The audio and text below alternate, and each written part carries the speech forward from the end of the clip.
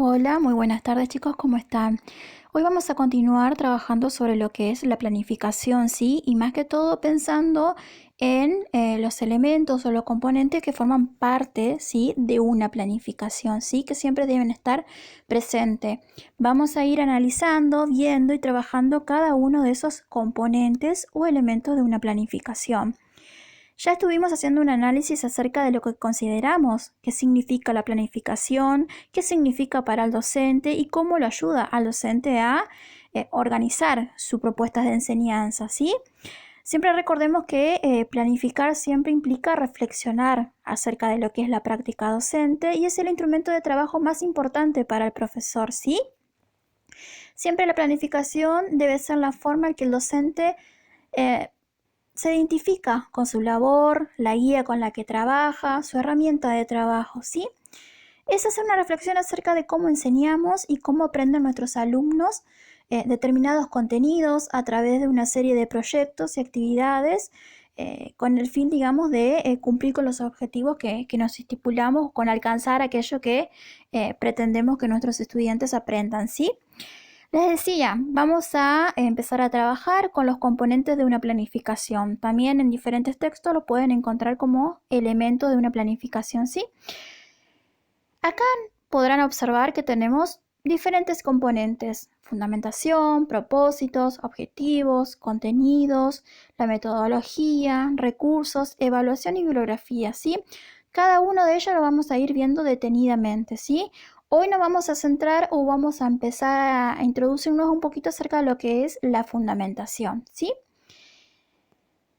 Como pueden observar, el hecho de la fundamentación más que todo representa el marco teórico, ¿sí? Lo conceptual, lo teórico desde el lugar que nos posicionamos como docentes. Observarán que dice que es un texto argumentativo que le da o le otorga un sentido a el espacio curricular, es decir, a nuestra materia, ¿sí? Siempre la debemos pensar cada vez que programamos, cada vez que planificamos, pensar también en las otras materias que acompañan también, ¿sí?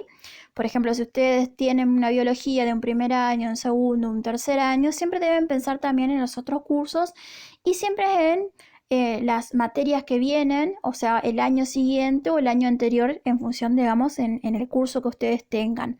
Pero siempre hay que trabajar en equipo. Eso es lo que hace a la riqueza, digamos, de la planificación y de pensar nuestra propuesta de enseñanza, ¿sí? Les decía, acá en cuanto a lo que es la fundamentación es lo que más por ahí se redacta o que nos podemos explayar en cuanto a lo que es el posicionamiento que tenemos como docentes. Nosotros venimos trabajando en algunas cuestiones de conceptos acerca de lo que creemos o entendemos y qué nos dicen los autores acerca de lo que es la enseñanza, lo que es el aprendizaje, ¿sí? Veremos qué es la biología, qué significa la biología, cuál es la importancia de darla a conocer y que los chicos la conozcan, ¿sí? También tenemos, por supuesto, como les decía, que articular, tenemos que pautar también con otros docentes a la hora de planificar con otras materias que pueden ser del mismo año, eso lo llamamos como la articulación horizontal, y también tenemos que pautar con años anteriores o años siguientes, ¿sí? Es decir, siempre, si estamos en un primer año, el chico necesita saber determinados contenidos y temas para comenzar, digamos, de un modo bien lo que es un segundo año, ¿sí? Siempre el posicionamiento que nosotros tenemos, esas concepciones, ideas que tenemos, van a marcar y van a dar pauta a la hora de posicionarnos, a la hora de enseñar y de cómo vamos a seleccionar nuestra metodología y también, por supuesto, más que todo se observa en cuanto a cómo evaluamos, ¿sí? En ese sentido vamos a observar después estas cuestiones, digamos, de en función de cómo si yo tengo una perspectiva más constructivista, más que entendiendo que el aprendizaje es una construcción, va a diferir, va a ser totalmente distinta a la hora de que un docente tenga otra concepción y considere, por ejemplo, que el aprendizaje debe ser de manera memorística. Por lo tanto, los exámenes, la manera de evaluar también va a ser totalmente diferente, ¿sí? Bien.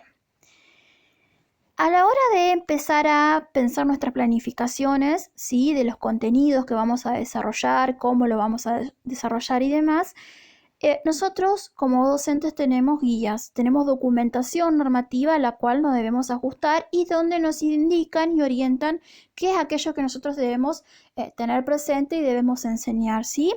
Esto lo vamos a encontrar en los diseños curriculares de la escuela secundaria de la provincia de Entre Ríos, ¿sí? Los documentos de la resignificación de la escuela secundaria.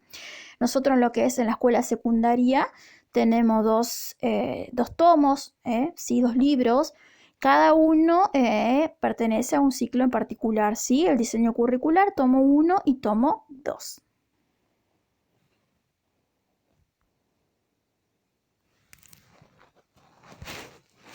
Bien, acá les muestro un poquito la foto, ¿sí? Del diseño curricular para que lo vayan conociendo, acercándose. Yo después les voy a pasar los links. Están disponibles en internet y están fundamentalmente en la página del CGE, el Consejo General de Educación de la provincia de Entre Ríos, ¿sí?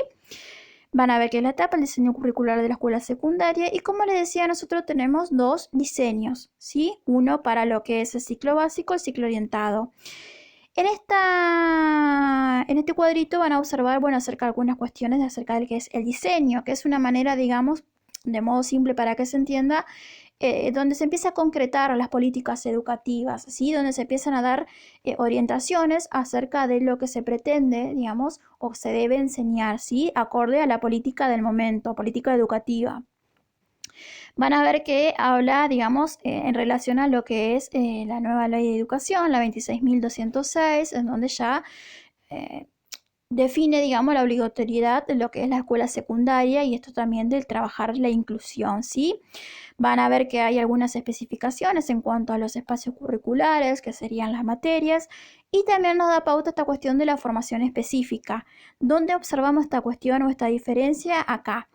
Cuando nosotros empezamos a ver, a revisar lo que es el tomo 1 del diseño curricular, vamos a ver que contiene todos los recorridos posibles, los contenidos y también orientaciones de cómo enseñar, a través de qué recursos, de cómo evaluar.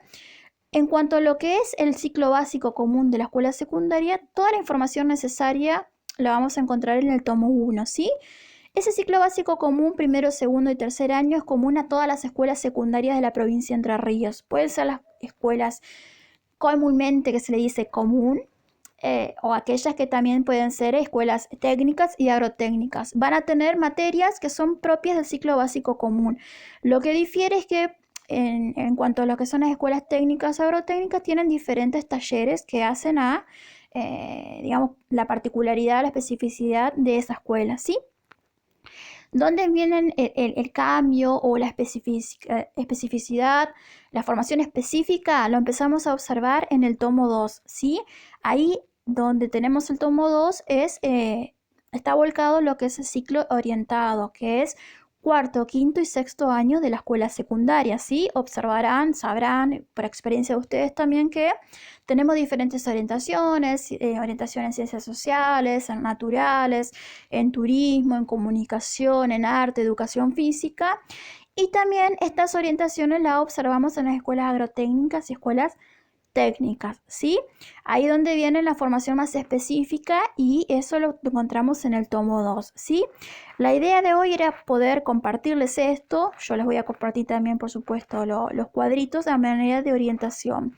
Luego, lo que vamos a hacer la semana que viene es empezar a trabajar en un texto bibliografía acerca de lo que es la planificación en sí, ¿sí?